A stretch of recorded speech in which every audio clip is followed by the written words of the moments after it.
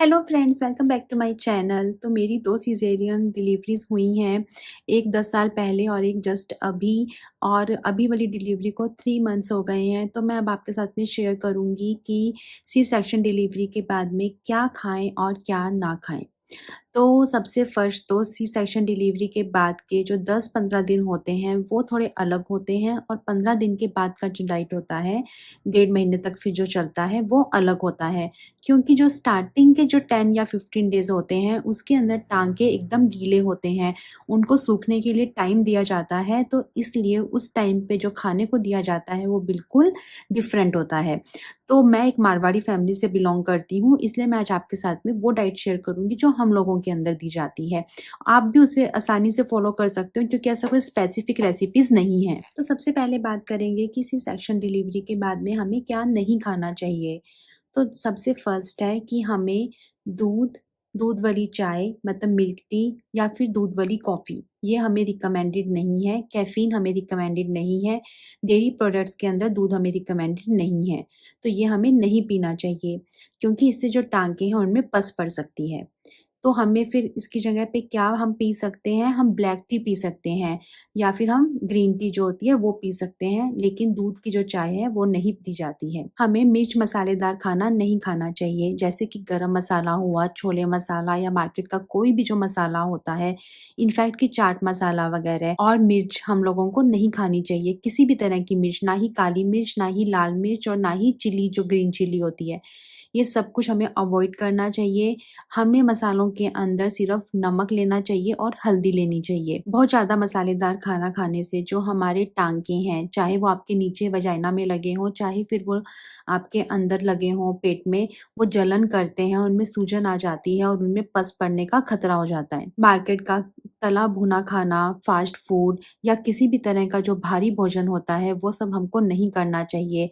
भारी भोजन में मैं आपको बोलूँगी, जैसे कि राजमा, बैंगन, चावल, छोले, काले चने, बेसन, बड़ी, पापड़, ये सब चीज़ें इसके अंदर अलाउ नहीं होती हैं, क्योंकि ये सब चीज़ें भारी होती हैं। हमारा जो डाइजेस्टिव सिस्टम है उसको पचाने के लिए बहुत मेहनत करनी पड़ती है, और ये सब चीज़ें गैस भी बनाती हैं।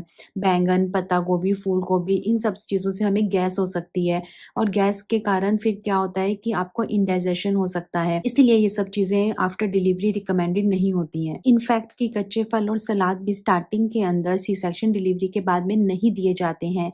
सिर्फ़ और सिर्फ़ एक पपीता अलाउ होता है, वो मैं आपके साथ में शेयर करूँगी जब मैं आपको ये बताऊँगी कि क्या-क्या खा सकते हैं।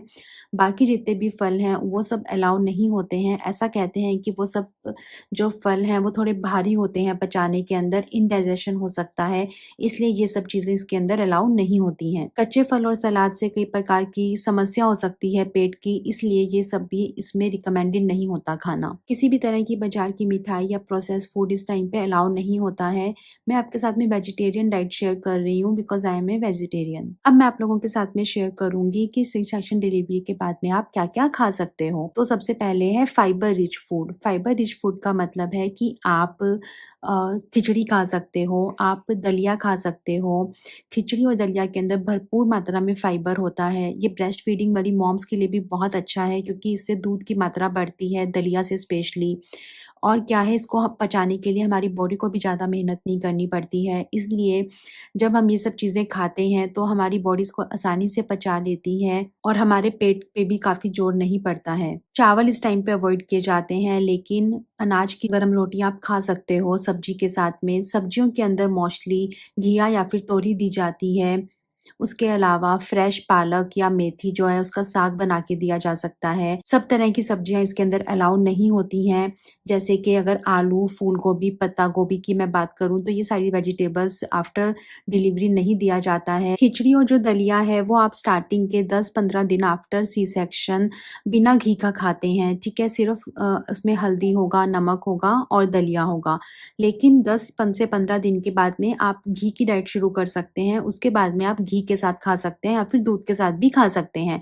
पर स्टार्टिंग के अंदर वो रिकमेंडेड नहीं होता है, क्योंकि जो आपके टाँके हैं उनमें पस पड़ जाएगी। उसके अलावा फाइबर रिच फूड के लिए पपीता दिया जाता है। पपीते को 2 या 3 बार रिकमेंडेड है कि आप खाओ सी सेक्शन के बाद भी, क्योंकि इससे आपको कॉन्स्टिपेशन नहीं होगा। उसके अलावा सब्जियों के अंदर आप तोरी खा सकते हो, घिया खा सकते हो, पालक और मेथी खा सकते हो, फ्रेश बनी हुई। लेकिन आपको स्टार्टिंग के अंदर आलू, फूल गोभी, पत्ता गोभी ये सब चीज़ें अवॉइड करनी चाहिए, ख़ास तौर से बैंगन वग़ैरह, जो कि गैस बनाती हैं। और सब्जियों के अंदर आप परवल खा सकते हो, कुंदरू खा सकते हो आप, मतलब आप हरी वेजिटेबल्स खा सकते हो, जैसे भिंडी आप नहीं खा सकते हो, प्याज़ नहीं खा सकते, दही, छाछ ये सब चीज़ें आपको स्टार्टिंग के अंदर नहीं दी जाती है। 15 से 20 दिन के बाद में आप ये सब चीज़ें स्टार्ट कर सकते हो, लेकिन स्टार्टिंग के अंदर आपको नहीं दिया जाता है कोई भी डेयरी प्रोडक्ट, ख़ास तौर से दूध और दही, क्योंकि ऐसा कहा जाता है कि वो अंदर जाके आपके टाँकों को सूखने नहीं देगा। उसके अलावा जैसे आप पराठा खा सकते हो, पराठे के अंदर आप अजवाइन का पराठा खा सकते हो। प्रोटीन के लिए आप पनीर का पराठा खा सकते हो। पनीर रिकमेंडेड होता है, लेकिन जैसे दूध रिकमेंडेड नहीं होता है, तो आप पनीर का पराठा खा सकते हो सुबह-सुबह, या अजवाइन का पराठा खा सकते हो, या फिर आप प्लेन पराठा खा सकते हो घिया या तोरी के साथ में। फ्रूट्स में आप पपीता खा सकते हो, थोड़े-थोड़े दिन के बाद में आप सेब वगैरह स्टार्ट कर सकते हो, पर स्टार्टिंग के अंदर पपीता ही खाया जाता है, बाकी जो खट्टे फ्रूट्स होते हैं वो एकदम मना होते हैं। जैसे कि अगर संतरा हुआ ये, और या फिर जैसे स्ट्रॉबेरीज़ वगैरह हुई, चेरीज़ हुई, खट्टे फ्रूट्स आपको एकदम मना है इस टाइम पे। प्रोटीन के लिए आप दाल खा सकते हो, जैसे कि अगर आपने फुल्का लिया, थोड़ी की सब्ज़ी ली, साथ में दाल ले ली, वो आप खा सकते हो। किसी भी तरह की आप दाल खा सकते हो, दाल रिकमेंडेड है। आप स्टार्टिंग के अंदर बहुत ही कम घी के अंदर सब कुछ बनाओगे स्टार्टिंग के 10-15 दिन, लेकिन बाद में धीरे-धीरे आप घी की क्वांटिटी बढ़ा सकते हो। या फिर प्रोटीन के लिए जैसे बादाम का हलवा आप खा सकते हो, उसमें प्रॉपर प्रोटीन होता है, क्योंकि बादाम जो है वो प्रोटीन है और घी डलेगा उसके अंदर। आप स्टार्टिंग में कम घी के अंदर बना लो। उसके अलावा जैसे जो लड्डू होते हैं, वो सिज़ेरियन के बाद में स्टार्टिंग में तो नहीं दिए जाते हैं 1 वीक, इवन कि बादाम का जो हलवा है वो भी स्टार्टिंग के 1 वीक नहीं दिया जाता है, लेकिन उसके बाद में आप स्टार्ट कर सकते हो, आप मेवे स्टार्ट कर सकते हो, किसी भी तरह का ड्राई फ्रूट वगैरह आप स्टार्ट कर सकते हो। आफ्टर 1 वीक आप इस तरह से ये सब चीज़ें स्टार्ट कर सकते हो। लेकिन स्टार्टिंग के 1 वीक आपको एकदम सिंपल सा डाइट फ़ॉलो करना होता है, दलिया, खिचड़ी, ये 4-5 तरह की सब्ज़ी जो मैंने आपको बताई थी, उसके अलावा अजवाइन का पराठा आप ले सकते हो, एकदम कम घी के अंदर बना हुआ, ठीक है? ये सब चीज़ें आपको स्टार्टिंग के अंदर लेनी है, लेकिन धीरे-धीरे, धीरे-धीरे फिर आप बाकी चीज़ें ले सकते हो। और पपीता भी आप स्टार्टिंग में ही ले सकते हो, डे 1 से ही। काली चाय आप ले सकते हो, और काली चाय के साथ में जैसे आप थोड़े से अपने मेवे ले ले लिए, अखरोट ले लिया, थोड़ा-सा आपने बादाम ले लिए, है ना? तो ये सब चीज़ें आप थोड़े बहुत मेवे ले सकते हो। जो दाल मखाना, फूल मखाना जो होता है, उसको आप थोड़ा-सा भून के अपने पास में रख सकते हो, और किसी भी तरह का जैसे ड्राई फ्रूट होता है, उसको अपने पास में रख सकते हो कि थोड़ा-थोड़ा खा लिया जब आपको भूख लगी। तो ये सारी चीज़ें हैं जो आप स्टार्टिंग के अंदर अपनी डाइट में ले सकते हो। तो आज मैंने आप लोगों के साथ में शेयर किया कि आप सी सेक्शन डिलीवरी के बाद में क्या खा सकते हो और क्या नहीं खा सकते हो।